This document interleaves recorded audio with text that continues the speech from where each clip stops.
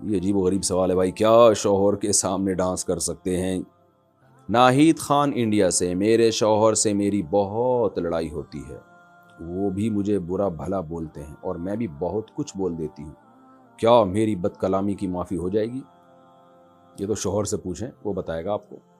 معافی مانگ لیا کریں، شوہر کے سامنے زبان نہ چلایا کریں. شوہر کو بھی چاہیے اپنے اخلاق اچھے رکھے، لیکن ماتحت پہ ذمہ داری زیادہ ہوتی ہے. شوہر ہونے کے ساتھ ساتھ گھر کا سربراہ بھی ہے، تو اگر کبھی اونچ نیچ ہو جائے تو اپنی آواز کو پس کر لیں، تھوڑا برداشت کر لیں. اس سے شوہر کے دل میں محبت ہی پیدا ہوگی.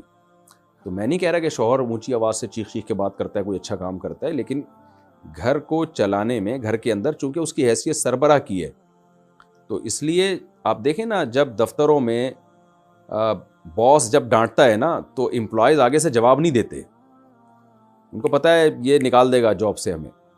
تو شوہر گھر میں نہیں کہہ رہا کہ وہ اس باس کی طرح جو کمپنی میں باس ہوتا ہے، لیکن بہرحال ایک درجہ اللہ نے اس کا بلند تو کیا ہے نا، تو اللہ کی خاطر اس کی اونچ نیچ کو برداشت کر لینا چاہیے. اور میں نے دیکھا ہے جو خواتین شوہر کے غصے کو برداشت کر لیں، تھوڑی دیر کی ٹینشن ہوتی ہے لیکن اس سے بہت سارے فائدے حاصل ہوتے ہیں، گھر ٹوٹنے سے بچتے ہیں، بہت سارے بینیفٹس، بہت سارے فائدے شوہر سے ان کو مل جاتے ہیں. شوہر کو شریعت نے یہی حکم دیا ہے کہ تم میں سب سے اچھا وہ ہے جو جس کے اخلاق اپنی زوجہ کے ساتھ اچھے ہیں.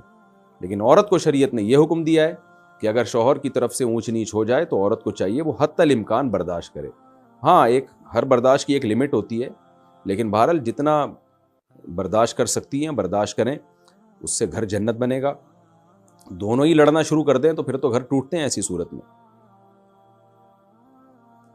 قاسم محمد فیصل آباد سے: دیکھو اس کی مثال ایسے ہے کہ آگ میں آپ پیٹرول ڈال دیں تو وہ تو بھڑک جائے گی نا، آگ میں ہمیشہ پانی ڈالا جاتا ہے. شوہر غضبناک ہے، جیسے توے پہ بیٹھا ہوا ہے، ایسا ہی ہوتا ہے عام طور پہ، 2 فٹ اچھل رہا ہے، تو بیوی بھی اسی طرح اچھلنا شروع کر دے، اس کا مطلب تو ہے وہ پہلے آگ لگی ہوئی تھی، آپ نے اس میں پیٹرول ڈال دیا، اس کا رزلٹ کیا نکلے گا؟ تباہ ہو جائے گا گھر. ہم نے اپنے بڑوں میں دیکھا ہے، ایک کو غصہ آتا تھا دوسرا تھوڑا برداشت کر لیتا تھا، بہت دیکھا ہے ہم نے یہ. شوہر کو پتا ہے بیوی بہت تپی ہوئی آج تو تھوڑا سا میں برداشت کر لوں، بیوی کو پتا ہوتا ہے آج میرے میاں کا میٹر شارٹ ہے تو تھوڑا سا آج میں اپنی زبان پہ کنٹرول کر لوں. تو کنٹرولنگ سسٹم ہی ختم ہو رہا ہے، اور یہ ڈرامے، فلمیں، میڈیا نے برباد کی ہے. زیادہ تر فلموں میں چیخ چیخ کے، ڈراموں میں چیخ چیخ کے جب دکھاتے نا شٹ اپ، یہ کرو وہ کرو اور دفع ہو جاؤ، تو یہی چیزیں ماشاءاللہ گھر میں چلیں گی. پھر یہ سب چیزیں ہمارے لاشعور پہ اثر کرتی ہیں اور انسان لاشعوری طور پر انہی چیزوں کو اختیار کرنا شروع کر دیتا ہے. بہرحال عورت کے لیے شوہر کا بہت بڑا حق ہے. نبی نے فرمایا جس عورت کا شوہر راضی نہیں ہے وہ عورت جنت میں نہیں جا سکتی. اور یہ اس شوہر کے بارے میں جو بیسک حقوق پورے کر رہا ہو، بیسک حقوق، اونچ نیچ تھوڑی بہت ہر گھر میں ہوتی ہے. اچھا بھائی، روزیہ بی میانمار سے یعنی برما سے انہوں نے سوال پوچھا ہے: کیا لڑکیاں اپنے بالوں کو مشین سے سیدھا کر سکتی ہیں؟ جی بالکل سیدھا کر سکتی ہیں، کوئی حرج نہیں ہے اس میں. جن کے سیدھے بال ہیں وہ مشین سے ٹیڑھا بھی کر سکتی ہے. عجیب فیشن ہے، جن کے خواتین کے سیدھے بال ہوتے ہیں وہ مشین کے ذریعے ان کو گھنگریالے بنا رہی ہوتی ہیں، جن کے گھنگریالے ہوتے ہیں وہ سیدھا کر رہی ہوتی ہیں ان بالوں کو. خیر جیسے اچھا لگے. ممبئی انڈیا سے: میں اپنی خالہ کی بیٹی کو پسند کرتا ہوں اور وہ بھی مجھے پسند کرتی ہے، کیا ہم دونوں واٹس ایپ پر بات کر سکتے ہیں؟ شریعت میں اس کا کیا حکم ہے؟ اگر پسند نہ کرتے ہوتے نا تو کوئی ضرورت کی بات کی گنجائش ہوتی، چونکہ پسند کرتے ہیں اس لیے بالکل گنجائش نہیں ہے بات چیت کرنے کی. آپ نکاح کر لیں، اس سے نکاح ہو جائے پھر آپ بات چیت کریں. نکاح نہیں ہے تو آپ کے لیے نامحرم ہے اور فتنے کا شدید خطرہ ہے اس میں.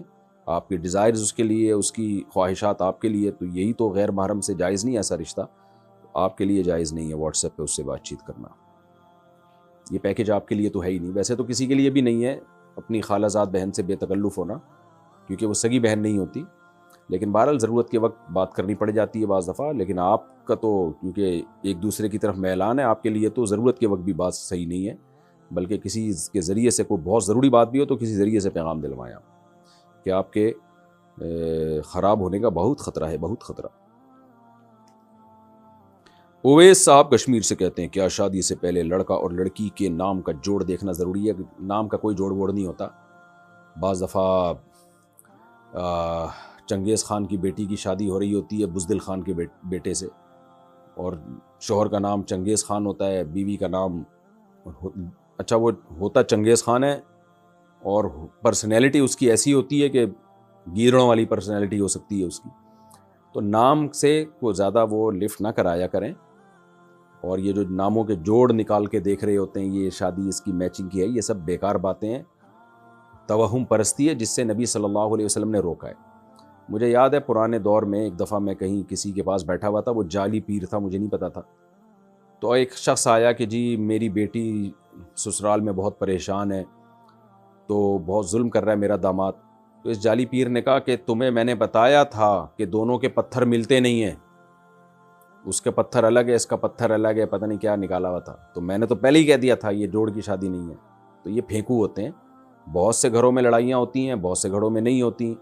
اس کا پتھر سے کوئی تعلق نہیں ہے. تو وہ آدمی ایسا عقیدت میں پاگل ہوا جا رہا تھا نا اس پیر کے کہ یار پیر صاحب نے تو بتایا تھا کہ پتھر دونوں کے میچ نہیں کرتے. تو پیر صاحب پھینکو تھا ایک نمبر کا، اور اپنی بیوی کمبخت کی لڑکے گئی ہوئی تھی. تو ایسے لوگوں کی نا اکثر یہی ہوتا ہے، اپنی بیویاں لڑکے گئی ہوئی ہوتی ہیں.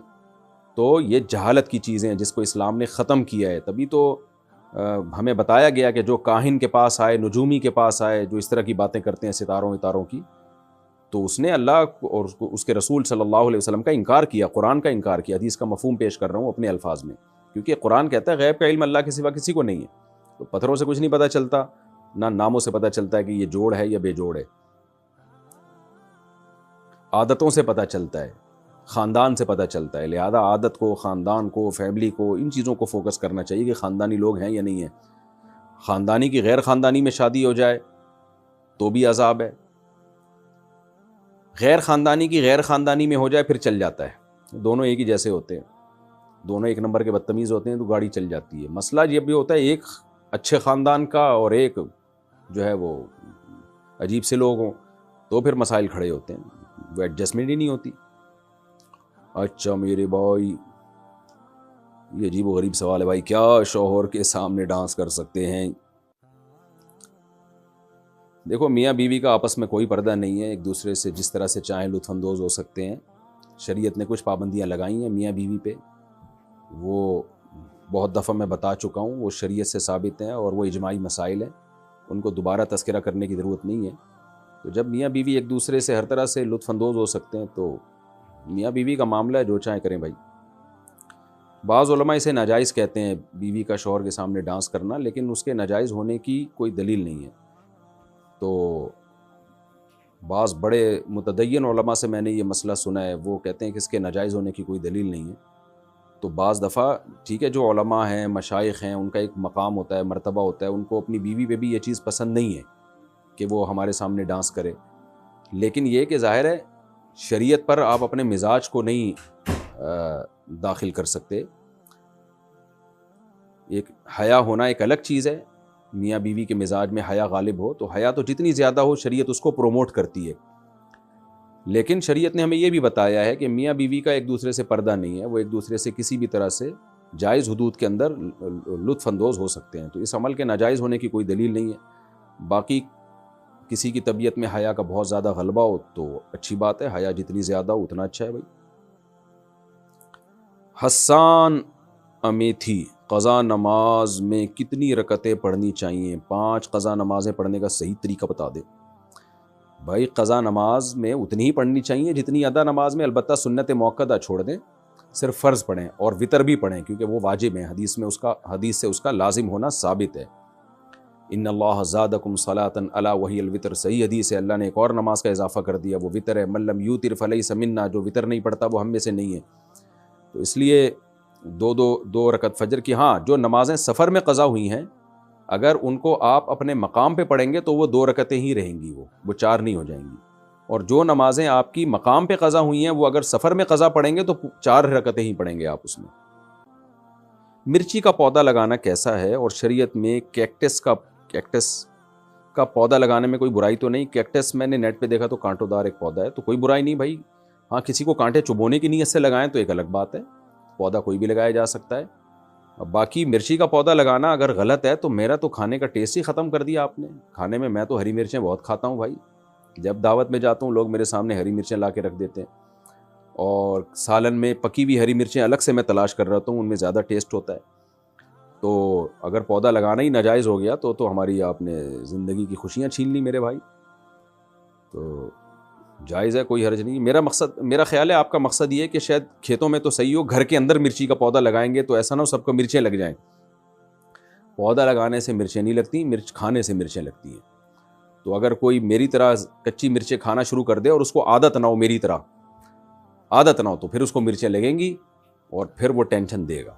تو مرچ کا پودا لگائیں، آرگینک چیزیں کھائیں، لیکن جس کو مرچوں کی عادت نہیں ہے اس کو اچانک ہری مرچ کچی نہ کھلا دیں آپ، تو اس سے پھر اس کو مرچیں لگیں گی اور پھر وہ دوسروں کو بھی مرچیں لگائے گا. اچھا میرے بھائی، نائٹس کمپنی میں جاب کرنا حلال ہے یا حرام؟ نائٹس یہ کیا ہے بھائی؟ نائٹ شفٹ شاید مراد ہوگا، یعنی نائٹ ڈیوٹی جو کرتے ہیں. جائز ہے، کام حلال ہے تو جائز ہے. جاوید صاحب دہلی سے، انڈیا سے، میں جیسے ہی استنجا کرتا ہوں تو فوراً پیشاب کا قطرہ آ جاتا ہے، پھر دوبارہ استنجا کرنے کے بعد بھی ہلکا پھلکا قطرہ آ جاتا ہے، تو میں اس صورت میں کیا کروں؟ کیا نماز ادا ہو جائے گی؟ دیکھیں میرا ایک کلپ موجود ہے تفصیل سے، وہ آپ دیکھ لیں کہ جن کو بار بار پیشاب کا قطرہ آتا ہو وہ وضو کیسے کریں. نیٹ پہ لکھیں گے نا، یہ آ جائے گا، میرا نام لکھ کے سرچ کریں گے آ جائے گا، وہ کلپ آپ دوبارہ دیکھ لیں. محمد سہیل انڈیا سے، شیئر مارکیٹ میں پیسہ لگانا جائز ہے یا نہیں؟ جائز ہے، اس شرط کے ساتھ کہ جس کمپنی کے شیئر آپ خرید رہے ہیں وہ کمپنی جائز چیزوں کو خریدتی اور بیچتی ہو. جیسے شراب کی کمپنی ہے، اس کے شیئر خریدنا جائز نہیں ہے. سودی بینکوں کی کمپنی کے شیئر خریدنا جائز نہیں ہے. تو اس طرح کی کوئی بھی کمپنی جن کا کام ہی حرام ہے ان کے شیئر خریدنا جائز نہیں ہے، باقی ان کے جائز ہے. اچھا اس میں ایک بات یہ بھی ہے، بعض کمپنیاں جب وجود میں آتی ہیں تو ان کے پاس ایسٹس نہیں ہوتے، صرف لوگوں کی رقمیں ہی ابھی جمع ہوئی ہوتی ہیں. تو ایسی کمپنی کا اگر شیئر خریدا تو پھر اس فیس ویلیو پہ تو آپ بیچ سکتے ہیں، پروفٹ کے ساتھ نہیں بیچ سکتے، کیونکہ اس شیئر کے پیچھے، اس حصے کے پیچھے کوئی ایسٹ ہوتے نہیں ہیں، صرف رقم ہی ہوتی ہے. تو وہ شیئر بیچنا اصل میں وہ رقم کو رقم کے بدلے میں بیچنا کہلائے گا. اور شریعت کا حکم یہ ہے کہ جب آپ کرنسی کو اسی جنس کی کرنسی میں بیچیں، جیسے پاکستانی روپیے کو پاکستانی روپے میں بیچیں، ڈالر کو ڈالر کے بدلے میں، تو برابری ضروری ہے، پھر اس میں کمی بیشی جائز نہیں ہے.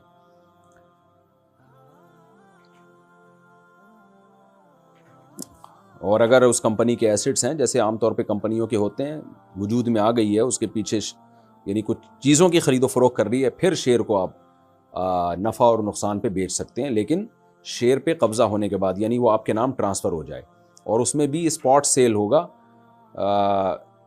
اس میں آپ فیوچر سیل، فارورڈ سیل یہ جائز نہیں ہے. کیا بغیر وضو کے موبائل میں قرآن شریف پڑھ سکتے ہیں؟ جی. اظہر صاحب عمر کوٹ سے، کیا امام کے پیچھے سمیع اللہ لمن حمیدہ کہہ سکتے ہیں؟ کسی نے کہہ دیا تو گناہ نہیں ہے، لیکن خلاف سنت ہے. امام کہے گا سمیع اللہ لمن حمیدہ، آپ صرف یہ کہیں گے ربنا لک الحمد، یا ربنا لک الحمد حمدا کثیرا طیبا مبارکا فی، یہ بھی کہہ سکتے ہیں. زوجہ منصور، کیا بخاری شریف کو حیض یا نفاس کی حالت میں پڑھا یا ہاتھ لگایا جا سکتا ہے؟ جی جا سکتا ہے. احتیاط، اگر کوئی بہت زیادہ حدیث کا ادب کرے تو بہت اچھی بات ہے، لیکن بہرحال جائز ہے. کیا حافظ قرآن پینٹ شرٹ پہن سکتا ہے؟ آج کل تو مارکیٹ میں بہت، ہمارے بچپن میں ایک حافظ قرآن تھا، پہلے رواج ہی نہیں تھا کوئی حافظ قرآن پینٹ بھی پہنے. وہ اسنوکر کھیلتا، ڈبو کھیلتا اور پھر پینٹ شرٹ بھی پہنتا، تو اس کو لوگ ڈسکو ملا کہتے تھے. تو دیکھیں علماء کا لباس ہمیشہ سے ڈھیلا ڈھالا رہا ہے. سعودی عرب میں آپ جائیں، وہاں کے علماء جبہ پہنتے ہیں. مسقط کے علماء ایک خاص قسم کی عبایا جبہ ہے، بڑا خوبصورت ہوتا ہے. قطر میں، پوری دنیا میں ایسے ہی ہے. تو یہاں پاکستان میں علماء مشائخ اکثر شلوار قمیض پہنتے ہیں، کلیوں والا کرتا پہنتے ہیں. تو لباس اپنے کلچر والا ہی پہننا چاہیے، اور وہ لباس جو علماء صلحاء میں رائج ہو.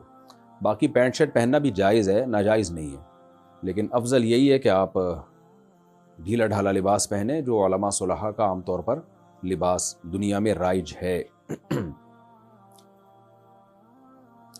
احمد صاحب انڈیا سے، اگر بتی پر دم کر کے پڑھنا کیسا ہے؟ ہاں کیوں اس کی تکلف کی ضرورت کیا ہے؟ جب شریعت میں جو دم ثابت ہے، جو نبی سے صحیح حدیث سے ثابت ہے، اس کو کیوں چھوڑ رہے ہیں؟ نبی صلی اللہ علیہ وسلم رات کو سونے سے پہلے تینوں قل پڑھ کے ہاتھ پہ پھونک مار کے اپنی باڈی پہ دم کیا کرتے تھے، بس اتنا کافی ہے۔ ان چیزوں میں آپ جتنا آگے جائیں گے وہم کا دروازہ کھلتا چلا جائے گا۔ میں نے ایسے لوگ بھی دیکھے کہ وہ پہلے یوں دم کرتے ہیں، سورہ فلق سورہ ناس پڑھ کے یوں یوں یوں کیا، پھر وہ انگوٹھے تک اپنے ہاتھ پہنچا رہے ہوتے ہیں، پھر پشت پہ بھی جہاں ہاتھ نہیں جا رہا وہاں بھی کہ ایسا نہ ہو یہ جگہ رہ گئی تو یہاں کوئی جن چڑیل بھوت نہ چمٹ جائے۔ پھر جب ان کو تسلی نہیں ہوتی تو پنکھے پہ پھونک مارتے ہیں تاکہ وہ دم کی ہوا سب جگہ پھیل جائے۔ تو لا تشددوا فیشدد اللہ علیکم، حدیث میں آتے اپنے اوپر مشکلات پیدا نہ کرو تو آسانیاں پیدا کرو، جتنا شریعت نے بتا دیا دم بس اتنا کافی ہے۔ بعض لوگ عجیب طریقے سے چھو چھو چھو چھو کر رہے ہوتے ہیں نمازوں کے بعد، اور دوسرے پہ بھی چھو چھو مار رہے ہوتے ہیں۔ بعض خواتین ایسا کرتی ہیں، رات کو سونے سے پہلے یوں دم کیا، پھر شوہر پہ بھی پھونک ماری، پھر بچوں میں ایک ایک پہ اٹھا کے پھونک ماری۔ تو بس اتنا کافی ہے بھائی، ایک دفعہ بچے کو آپ سورہ فلق سورہ ناس پڑھ کے ایک دفعہ دم کر دیں، وہ تو اچھی بات ہے، بس کافی ہے اتنا ایک دفعہ۔ زیادہ اس میں وہم کرنا، اٹھ کے رات کو پھونکے مارنا اور پنکھوں میں پھونکے مارنا، یہ نہیں دیکھ رہے ہوتے کہ ایگزاسٹ فین لگا ہوا ہے، وہ ساری پھونک باہر نکل گئی ہے آپ کی۔ اب یہ وہمی لوگ میری یہ بات سن کے اور ٹینشن میں آ جائیں گے کہ یار ہماری تو ساری پھونکیں ضائع ہو گئی، مفتی صاحب نے تو ہماری پھونک ہی نکال دی۔ جتنا وہم کرو گے اتنا پاگل ہو جاؤ گے۔ اگر کسی شخص نے عمرہ یا حج کی حالت میں غلاف کعبہ کو چوم لیا کیونکہ غلاف کعبہ پر خوشبو لگی ہوئی ہوتی ہے اور احرام میں خوشبو لگانا منع ہے، تو کیا دم دینا واجب ہوگا یا نہیں؟ یہ بہت اہم مسئلہ ہے۔ لوگ احرام کی حالت میں حجر اسود کا بوسہ بھی لے رہے ہوتے ہیں اور بعض دفعہ غلاف کعبہ پر خوشبو لگی ہوئی ہوتی ہے، اس کو چوم لیتے ہیں۔ تو اگر آپ کو پتہ ہو کہ غلاف کعبہ پر خوشبو لگی ہے، یا پتہ نہ بھی ہو لیکن آپ نے غلاف کعبہ کو چوما یا ہاتھ لگایا اور اس سے خوشبو آپ کے ہاتھ پہ لگ گئی، اسی طرح آپ نے حالت احرام میں حجر اسود کا بوسہ لیا اور خوشبو آپ کے ہونٹوں پہ لگ گئی، تو یہ ٹھیک نہیں ہے، چاہے آپ کو پہلے سے پتہ ہو یا پتہ نہ ہو۔ عام طور پہ غلاف کعبہ پہ ہر جگہ خوشبو نہیں لگی ہوئی ہوتی۔ میں نے بھی الحمدللہ اللہ نے مجھے توفیق دی ہے حج عمرے کی، تو مخصوص جگہ ہیں جہاں غلاف کعبہ پر خوشبو لگائی جاتی ہے۔ نارملی غلاف کعبہ پر میرے ابھی تک جب تک جو میں نے اسفار کی اس میں نہیں، البتہ حجر اسود پہ خوشبو لگی ہوتی ہے۔ تو اس میں مسئلہ یہ ہے کہ اگر آپ نے خوشبو والی جگہ کو چوم لیا حالت احرام میں، تو مختلف اقوال ہیں اس میں کہ کتنی مقدار میں خوشبو لگنے سے دم واجب ہوگا۔ تو اس میں بنوری ٹاؤن کا فتویٰ نقل کر رہا ہوں۔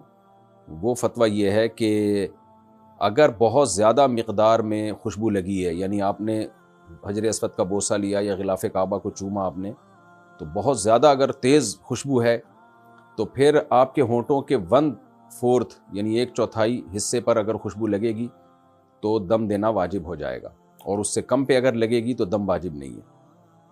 اور اگر اس سے یعنی بہت تیز خوشبو نہیں ہے تو پھر کیا ہوگا کہ پھر صدقہ واجب ہوگا آپ کے اوپر، دم واجب نہیں ہوگا۔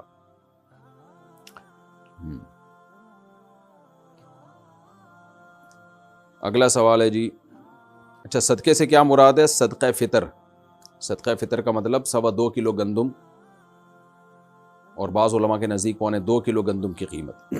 تو خلاصہ کیا نکلا کہ اگر 1/3 عضو پر خوشبو لگ جائے، تیز خوشبو، 1/4 عضو پر تیز خوشبو لگ جائے تو دم واجب ہوگا۔ اگر 1/3 عضو سے کم پہ تیز خوشبو لگی ہے تو دم واجب نہیں۔ اور اگر خوشبو ہلکی ہے، عام طور پر میرا خیال ہے ہلکی خوشبو ہی ہوتی ہے، ایسی نہیں ہوتی کہ آپ نے حجر اسود کو بوسہ دیا تو آپ کے ہونٹ سے بہت تیز خوشبو آنے لگے، تو پھر پورے ہونٹوں پہ جب تک وہ نہیں لگے گی اس وقت تک دم واجب نہیں ہوگا، یا پورے ہاتھ پہ جب تک نہیں لگے گی دم واجب نہیں ہوگا۔ تو ایسی صورت میں صدقہ واجب ہے۔ صدقہ کا مطلب 2.25 کلو گندم یا 4.5 کلو کھجور وغیرہ کے بقدر جو ہے آپ ریال صدقہ کر دیں۔ ویسے بھی جب ہم حج یا عمرہ کرتے ہیں نا تو واپسی پہ یعنی احرام سے نکلنے کے بعد چند ریال صدقہ کر دینے چاہیے، تاکہ احرام کے خلاف کوئی کام اگر ہم سے ہو گیا ہو تو اس صدقے سے اس کی تلافی ہو جائے۔ اور یہ نیت کر لینی چاہیے کہ مجھ سے کوئی احرام کی پابندیوں میں کچھ مخالفت ہو گئی ہو تو یہ اس کی یعنی اس کی تلافی ہوگی اس سے۔